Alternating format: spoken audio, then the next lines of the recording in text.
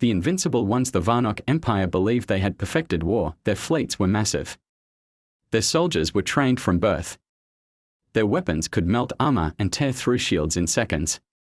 Every system they invaded fell easily. No resistance ever lasted long. They called themselves the Invincible Ones. For years, the Varnok expanded without pause. Planet after planet, race after race, conquered, broken, or enslaved. And no one stood in their way. No1, until now. At the edge of Varnok space, a small world called Dastan lit up their senses. It was not strong. It had no military fleet, no orbital defenses. Just one old trade station and a weak colony below. The Varnok laughed. "Take it," said Commander Ulrich, the leader of Fleet Red Fang. "It will be a message to the rest of the sector." 20 warships jumped in. The people of Dastan sent a message. Not to the Varnok. Not to any government. They sent it to Earth, the quiet planet far from the core. No one spoke much of it. Humans had kept to themselves for decades after the border wars. Most thought they were weak, exhausted from their last great battles, but deep inside Earth's command bunkers, when the message from Dastan arrived, something old woke up. "Captain." Myra stood inside the control room of the Iron Will, Earth's oldest but most advanced battleship. She was tall, calm, and silent. Her crew respected her because she never yelled. She only gave orders once, and that was enough. The message from Dastan played on the screen again. "Please, if anyone hears this, the Varnok have come. We are not soldiers. We have children. Families. Help us." The transmission ended with static. Myra didn't speak. She simply turned to her crew and said, "Prepare the ship." A young officer named John blinked. "We haven't deployed in years. Should we wait for orders from High Command?" Myra looked at him. That was the order. Within minutes, the Iron Will rose from its underground cradle. Dust and steam hissed off its ancient hull. The massive warship, silent for years, hummed to life like a beast waking from slumber. Earth's skies cracked open as the ship tore into space. Above Dastan, the Varnok had already started their assault. Plasma fire rained down. Buildings crumbled. People screamed and ran. The few defense drones were useless. Varnok soldiers in black armor marched through the streets without mercy. On board the Red Fang flagship, Commander Ulrich was enjoying a drink when an alert chimed. "Unknown warp signature detected," the officer said. Ulrich raised an eyebrow. "A smuggler." The screen changed. A single ship emerged from hyperspace. "One ship." The crew squinted. "Scan it," Ulrich said. They did, and for the first time in years, a silence fell over the bridge. "No data match," said the officer, voice tight. "It's not any known design." "Wait, energy readings, very high." "Too high." "Shields up," Ulrich snapped. The Iron Will faced 20 Varnok warships. It didn't fire first. Instead, it broadcast a message. "This is Captain Myra of Earth's Iron Will. Your invasion ends now. Leave or be removed." Ulrich laughed. "Destroy them." 20 ships turned and fired beams, missiles, cannons. The void between them lit up like a storm. The Iron Will didn't move. It absorbed everything. Shields shimmered, glowing blue. Hull plating turned white hot, then cooled. The energy weapons bounced back, redirected. Then Myra gave the command, "Return fire." A single shot from the Iron Will tore through a Varnok cruiser. It didn't explode. It vanished, not a wreck. Not fire. It was simply gone, erased from space. Ulrich stood up, pale. What is that ship?" The Iron Will launched its drones. Next, sleek black machines with spinning red eyes. They moved faster than Varnok sensors could track. One by one, Varnok ships began to fall. Dastan's people looked up from ruined streets and saw the impossible, an Earth ship fighting for them. Captain Myra, her voice calm, said one more thing over open channels. "You thought you mastered war. We mastered survival." She stared into the stars, where more enemy ships were gathering, and when survival meant war, we became the best at that too. Asterisk panic in the stars. The Varnok fleet was in chaos. One moment, they were confident, 20 strong warships circling a weak colony. The next, one of their ships was gone, erased by a weapon no one could understand. The Iron Will floated calmly in the middle of the battle. It didn't chase. It didn't run. It just waited. Captain Myra stood still as sparks danced across her command deck. Her crew didn't shout or panic. Each one focused, steady. They had trained for this moment all their lives. Status, Myra asked. Shields at 87%. Weapons charged. Drones returning from first strike. John, the young officer, stared at the tactical screen. We've never seen Varnock ships retreat before, and yet, on the screen, several Varnock vessels were pulling back, engines flaring hard. Some fired wildly. Others turned and ran. Myra narrowed her eyes. They weren't ready for a fight. They were expecting a slaughter. On the Red Fang flagship, Commander Ulrich was pacing. Get me fleet command, he shouted. I want reinforcements. Now. His second-in-command hesitated. Sir, we are being jammed. Jammed? By one ship? Another Varnock ship exploded. Outside the window, no warning, no escape. Just a sharp white flash, and then, silence. Ulrich stared. This is impossible. On Earth, High Command was watching. Deep under the Northridge Mountains, generals and officials stared at the live feed from the Iron Will. It had been silent for years, rumored to be retired. But now, it stood alone against a fleet and was winning. General Ruth, one of Earth's oldest commanders, leaned forward. Do we have any other ships in position? No, sir, the aide replied. Just the Iron Will. But, he paused, swallowing. It seems that might be enough. General. Ruth gave a thin smile. We warned the galaxy never to test Earth again. Seems they forgot. He turned toward the silent wall of screens. Let's help them remember. Back on Dastan, the Varnock soldiers had begun to retreat from the surface. Their orders were clear. Fall back to the dropships. The colony was lost. The battle had changed, but a few still fought, trapped or refusing to surrender. Civilians hid in tunnels and basements. Fear gripped them.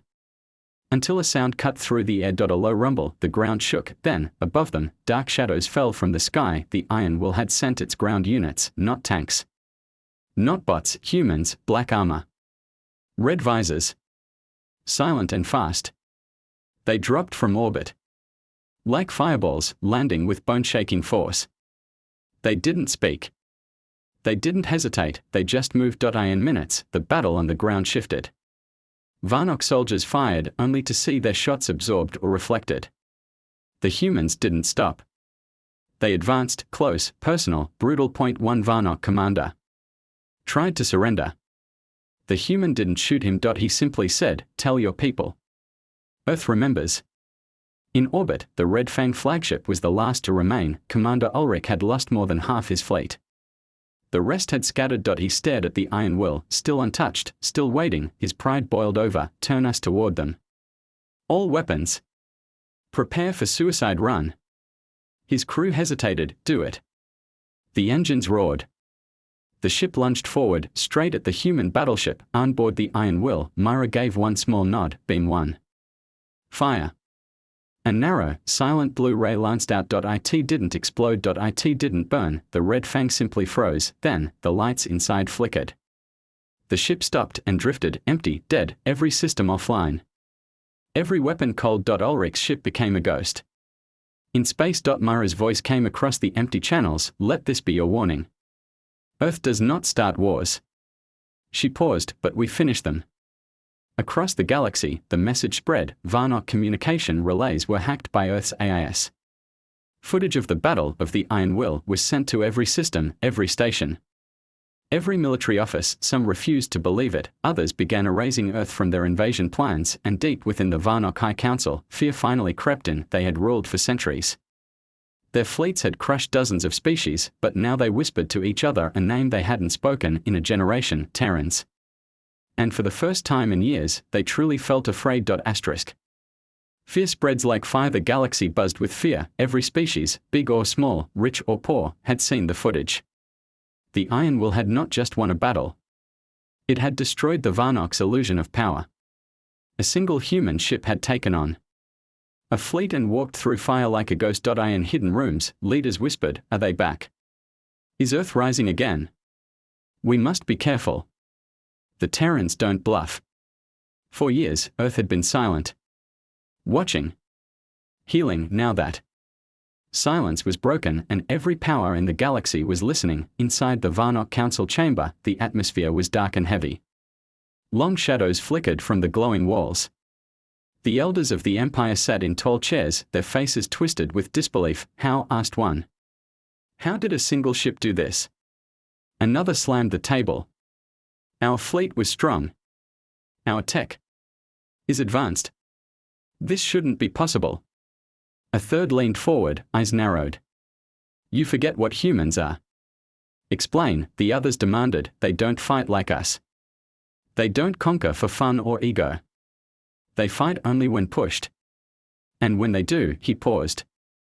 They make war into something terrible. A silence followed, then, cold and serious, the council voted, Earth is now a priority threat. Send assassins. Spies. Anything we have. Find the iron will and destroy it. But deep down, even they felt doubt, because it wasn't just one ship anymore. It was the return of a legend. On board the Iron Will, the crew was quiet. The ship floated just outside the Dastan system, watching, waiting. Drones still patrolled the skies. Earth's Marines on the surface were helping rebuild the colony and offering supplies. Not for glory. Not for payment. But because it was the right thing to do. Captain Myra stood at the main viewport, arms behind her back. John approached. Command has sent new orders. Myra didn't turn. We are to leave. John nodded. They say the message has been sent. The Varnock are shaken. But they also say something's coming. Myra's eyes narrowed. Revenge. John nodded. Again, then we wait, she said. And prepare. 2 days later, it came in not from space, but from inside the ship. A quiet hum. A flicker of lights.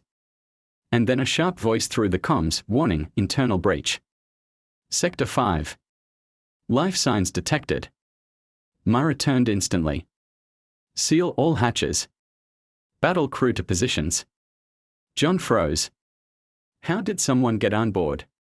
But Myra already knew. Varnock assassins.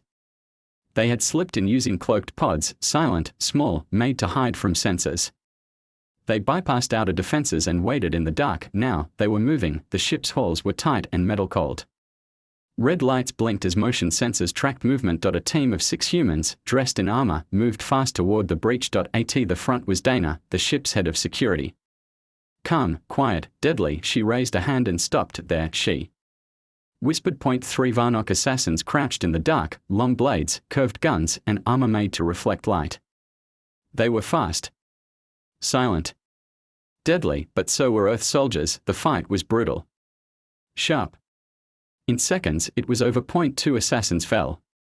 One escaped deeper into the ship. Dana didn't wait, she chased. Elsewhere on the ship, the last Varnock assassin made it to the core chamber. Huge reactors glowed blue. The heart of the Iron Will. He moved toward the console, pulling a strange black device. A bomb, but as he placed it on the reactor wall, he felt a sharp chill, and turned. Dana stood there. No words, she moved like lightning. The Varnock tried to draw his blade, but Dana's knee struck his arm. It snapped. The device dropped. He lunged, she caught his throat. Drove him against the wall, and whispered, Earth remembers. Then everything went still. The threat was gone. Later, Myra stood over the bomb. The engineers had safely removed it. It would have blown half the ship, John said. Myra looked calm. They are desperate. That makes them more dangerous. What? Now, he asked. She looked at the stars. Now we move. The galaxy is watching. The Varnock will regroup. And us. We remind them why they once feared Earth. She turned toward the bridge, set course. Not for home. For their capital. John blinked. You want to take the fight to them? Myra's voice was quiet, but unshaken. No. I want them to know we already started. The black path toward the Iron will cut through space like a ghost. It moved without sound, cloaked by layers of advanced stealth and signal-bending armor. Not even the strongest Varnock satellites could detect its presence now. Its course was set, the Varnock's outer sector base, an orbital fortress known as Rinark 12. The humans didn't want to destroy cities or civilians, they aimed for the chain of command. And Rinark 12 was a major link. Inside the ship, every crew member trained non-stop. Gunnery drills. Boarding simulations. Emergency protocols. The silence was heavy, not from fear, but focus. John walked into the command center, holding a data pad. Captain, we're close. Scanners show 12 active warships near Rinark 12. Defensive turrets. Docked cruisers. No sign they know we are coming. Myra nodded. Perfect. John hesitated. We're alone. Myra turned toward him. So were the first humans to cross deep space. So were the soldiers of Titan Ridge. Alone doesn't mean defeated. John straightened. Yes, Captain. She stepped forward and spoke clearly. This isn't just another strike. This is the second message. They didn't listen the first time. Now, we speak louder. Rinark 12 was busy. Varnock officers marched through corridors filled with flashing lights and angry orders. More warships were arriving, forming a stronger border defense. The Council had ordered full alerts. Still, they believed Earth wouldn't dare strike again so soon. Arrogance is a quiet poison. It blinds the sharpest minds. And at Rinark 12, it left one important weakness. They didn't check above the orbital plane, which is where the iron will came from. It dropped like a hawk. No. Warning. No call. Its main cannon fired once and a Varnock destroyer vanished. Turrets turned too slow.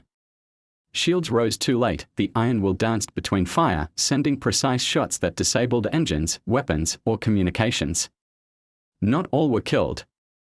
Some were simply left floating, powerless, broken, and watching. The orbital fortress locked its heavy cannons. Fire, the Varnock commander barked. They did. The iron will took the first barrage. Its shields flared. Outer plating peeled slightly. But then, it vanished, cloak activated. No trace. Panic filled the station. Where is it? Check all sectors. It's boom. A deep internal blast shook Rinark 12. Explosions followed across multiple decks. The iron will had already slipped close and dropped infiltration drones. Small. Smart. Silent. They planted charges at the weak spots, power lines, backup reactors, targeting arrays. Within minutes, the station's lights dimmed. Screens went black. Emergency klaxons screamed. Then, the humans arrived. A boarding team of 12 moved like shadows through the halls. At the front, Dana, behind her, the others. Fast, armored, silent. They didn't waste time on talking. They stunned guards, avoided cameras, and hacked control points in under 5 minutes. In the command center, the Varnock commander, Harvek, held a plasma pistol and breathed hard. If they reach this room, we activate the failsafe. We blow the station. His officers looked unsure, then a voice crackled through the comm. It wasn't a scream or a demand, just 3 words: you've already lost. Harvick spun. Behind him, the doors opened. Dana stepped through. He fired. She moved. 2 seconds later, his weapon was gone. His hand was broken. And he was on the floor, staring up at a visor reflecting his own terrified face. Dana leaned close. Earth doesn't conquer, she said. We erase threats. He swallowed. You can't win. You're one ship. Dana stood. That's all we need. Back on the Iron Will, Myra watched as the last Varnock ships powered down. Messages flooded from nearby systems. Is it true? Rinark 12 has fallen. One ship did this. What does Earth want? She turned to John. Send this reply. Simple and clear. He waited. She spoke. Earth doesn't want power. We want peace. But if war is forced upon us, then we will show the galaxy the kind of peace forged in fire. He sent the message across the stars. Many trembled. Hours later, Earth's High Command contacted Myra. You've done enough, they said. Return home. Let others handle the rest. Myra looked at the stars. No, she answered. They started this. We'll finish it. The officer replied, the Council is preparing a full strike. Thousands of ships. She smiled calmly. Good, Myra said. Then the real war begins. Asterisk. The gathering stormed. The Varnock didn't waste time. After the loss of Rinark 12, the Council declared full war on Earth. Not a border conflict. Not a skirmish. Total war. Across their empire, factories roared to life. Massive warships were pulled from dry dock. Fleets were recalled from distant systems. 10,000 ships. Millions of soldiers. Dozens of superweapons. Their pride had been wounded. Now they wanted to crush Earth for it, but while they gathered, they didn't know one thing: Earth was not alone. Back on the Iron Will, Myra sat in the darkened war room. A large holographic table lit up with ship positions, fleet movement, and intercepted messages. John entered. They are coming. Massive formation. Estimated arrival in 72 hours. We're outnumbered 1,000 to 1. Myra didn't blink. Good. He leaned forward. Captain, forgive me, but how do we win against that? She turned to him. Because we are not the only ones who remember. With a few commands, Myra opened a secure line. The signal bounced across ancient relay networks, hidden channels, and coded frequencies. Then a voice answered. Old. Strong, you called, the voice said. Myra replied, it's time. The reply was simple: we are ready. When Earth withdrew from the Galactic Council decades ago, many believed it was a retreat. A sign of weakness, but in secret, Earth had formed a line, an agreement between isolated systems, forgotten colonies, and quiet deathworlders. Warriors, engineers, and survivors who had once fought with humanity. Who remembered the blood price paid together. They had been silent, until now. As the Varnock Armada reached the outer edge of the Dastan sector, they saw something strange. Not one battleship, not even 10. They saw hundreds, ships of old human design. Ships with strange marks and modifications. Some patched with alien tech. Others pulsing with forbidden energy, and at the center of it all was the Iron Will. Myra stood on her bridge, arms crossed. Transmit message, she ordered. John opened the channel. To who? Myra's voice was steady. To everyone. A signal went out across the stars. The same message in every language. This is Earth. We did not want war. But if you bring your armies, we will meet you head on. Not as conquerors. Not as slaves. But as the storm.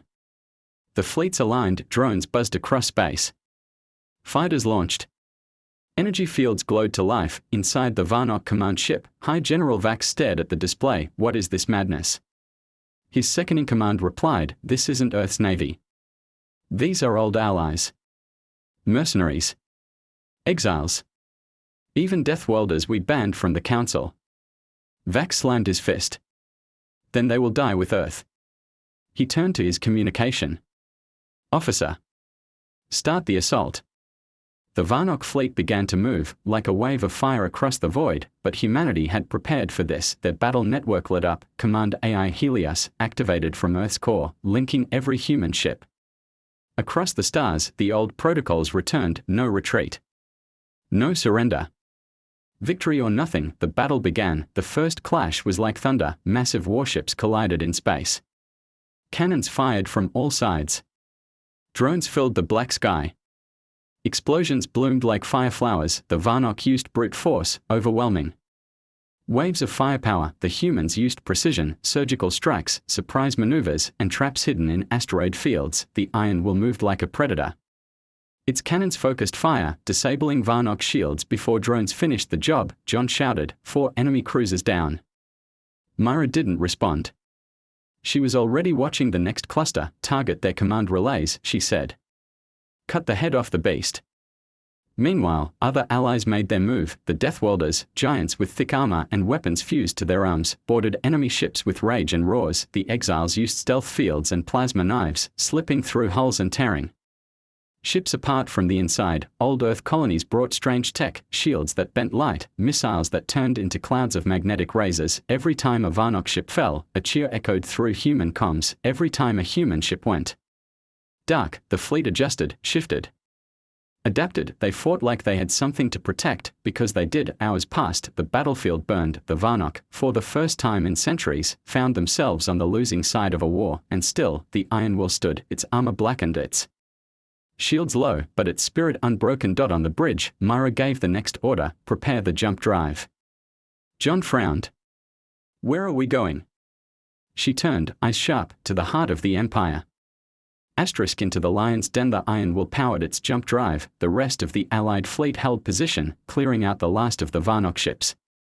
The enemy was shattered, their chain of command broken, and retreat was spreading across their formations, but Captain Myra wasn't finished. She was going straight to the center of the Empire, straight to Viedros Prime, the homeworld of the Varnock Council. John stared at the swirling lights around the jump core. Captain, are you sure this is wise? Myra's eyes were calm. They will not stop unless we show them there are no safe places left. But it's their capital. Defended, armed, and Myra cut him off. Feared. He swallowed his words. The bridge crew worked in silence. Everyone understood what this meant. The Iron Will wouldn't just send a message this time. It would become the message. Far away, on Viedros Prime, the Varnock Council was meeting in emergency session. Pull our ships back. No, we attack again, double the fleet. Earth has allies we never imagined. This is spreading. And then, the alarm screamed, unidentified warp signature, inside our system. The room went cold. A moment later, a hologram appeared, grainy, static-filled. But clear enough. A single black ship hovered above their planet. Captain Myra's voice echoed through every screen, every speaker, every device. You brought war to innocent people. You invaded, killed, and burned. Her face appeared. Calm. Cold, and now, you learn what that costs. The Iron Will didn't fire on cities. It didn't attack the atmosphere. Instead, it sent a beam straight into the Council's defense core, a facility buried beneath their main continent. The place that powered every orbital defense weapon and planetary shield system. One precise shot. A deep rumble, then silence. The Council's sky shield collapsed, their cannons powered down. The planet was defenseless. Myra stood tall on her bridge. Broadcast open channel. John opened it. All of Varnock space. All of it. Her voice went out across thousands of systems. This war ends today. Earth will not destroy your people. We are not monsters. But your empire of fear ends now. She let the silence linger. You will leave the colonies. You will sign the Treaty of Dastan. And you will remember, next time, Earth may not be so merciful. The Council tried to speak. Their reply never made it past the censors. A smaller human fleet jumped in behind the Iron Will, all with targeting systems locked onto the planet. The message was clear. There would be no negotiations, only surrender or ruin. Inside the Council chamber, the elders whispered in panic. They could destroy us now. They hold back only to prove a point. This is the end of our empire. At last, the Prime Elder stood and spoke the only words that mattered. We surrender. The galaxy changed in a single day. The Treaty of Dastan was signed within the hour. All Varnock forces pulled out of occupied worlds. Prisoners were returned. Weapons decommissioned, but Earth didn't ask for territory. Didn't demand payment. Didn't claim the throne. Instead, they left a simple warning: we watch. Then the Iron Will turned in silence and left Viedros Prime. Back in space, Myra stood once again at her bridge window. The stars glowed in quiet peace. For the first time in weeks, she let herself exhale. John stepped beside her. It's over. She shook her head. No. Just paused. He looked confused. Myra explained, peace must be protected. Or it fades. He nodded slowly. Still, he added, today we did something the galaxy will never forget. Myra finally smiled. Good, she said. Because Earth didn't just enter the war. She looked out into the stars. We ended it. Asterisk.